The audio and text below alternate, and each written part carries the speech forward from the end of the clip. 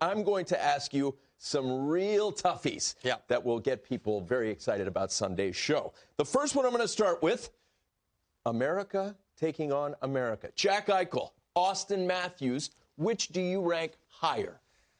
You're going, that's the first one? That's the first one. Matthews and Eichel. This is a tough question because I think Jack Eichel has really taken strides to becoming one of the top 10 players in the league. And consistency and leadership and maturity.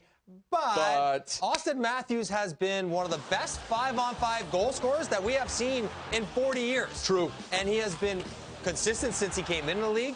He is certainly surrounded by a better team than Jack Eichel has been, but his ability to score goals, and flat out, I mean, they're both great players. They both produce their points, but his ability to score goals, and if you thought that Auston Matthews is still maybe is plateaued, I thought in the playoffs he was better than we have ever seen him previously to it. So I'd take either one of them gladly, but Auston Matthews is a little bit better because of the strength of his goal scoring. To follow up on Johnny's point about goal scoring, since he's come into the league, the only guy with more goals is named Ovechkin. He's good.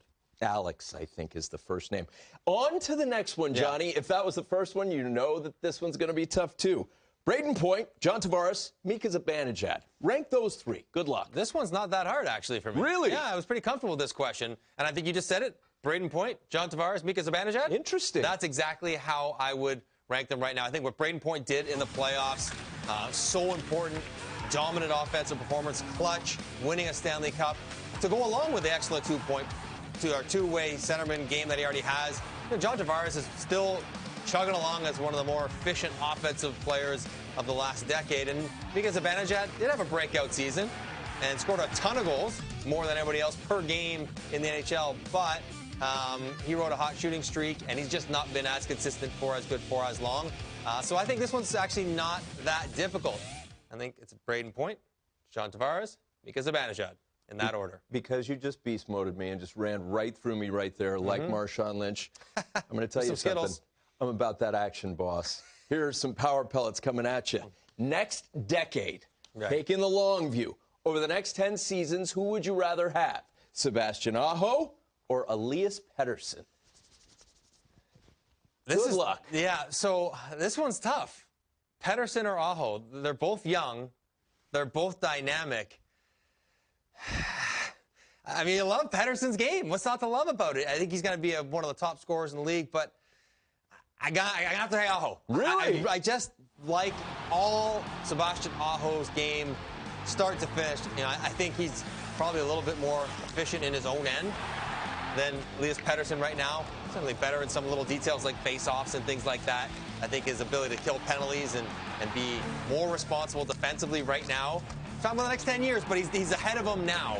Now, Pettersson may be a slightly higher ceiling offensively, but Aho's going to score a lot of goals. I don't know if Pettersson will outscore goals, Aho. He might get more assists, but the two-way game of Aho, I chewed on that one. That was a tough one. But yes, Aho, to me, we know he's a star, and it's hard to say he's underrated, but he is maybe underappreciated just how good he already is and will continue to be.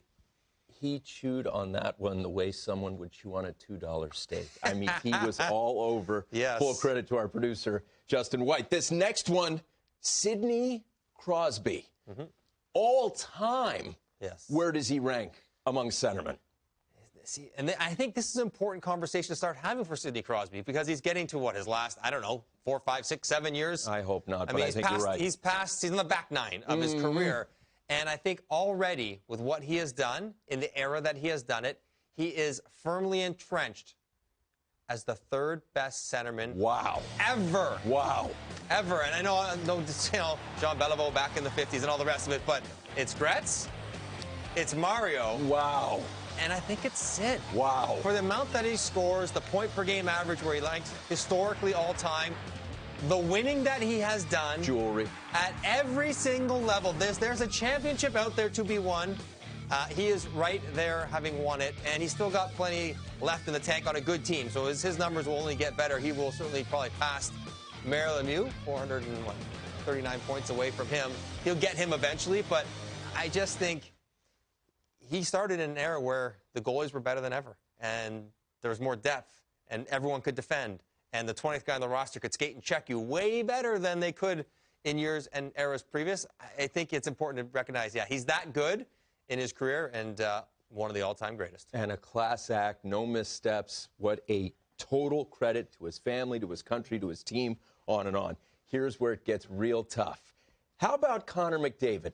Each year we get the sense that he's the top center. However, if you had to project into the future, say 10 years through 2030, 31, is he going to be the top center every single year, Johnny? Yeah.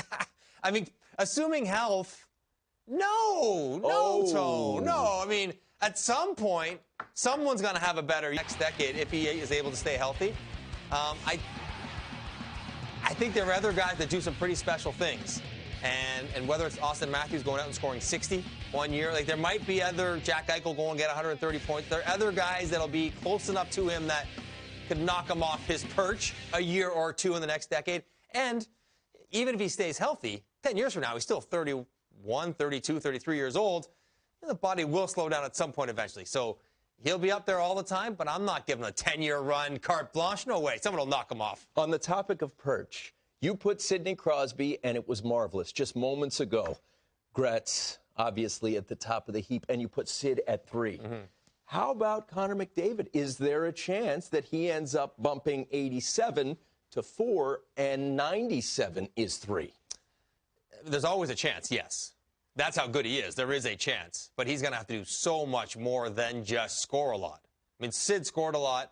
He scored goals. He won all the hardware individual, but he also won all the team stuff as well in leading a franchise with a lot of support around him. But as the face of it, the same way Connor is with good players around him, Connor has to go win Stanley Cups. He has to win Olympic medals. He has to win World Championships, World Cups, on and on and on to add to his already impressive individual totals.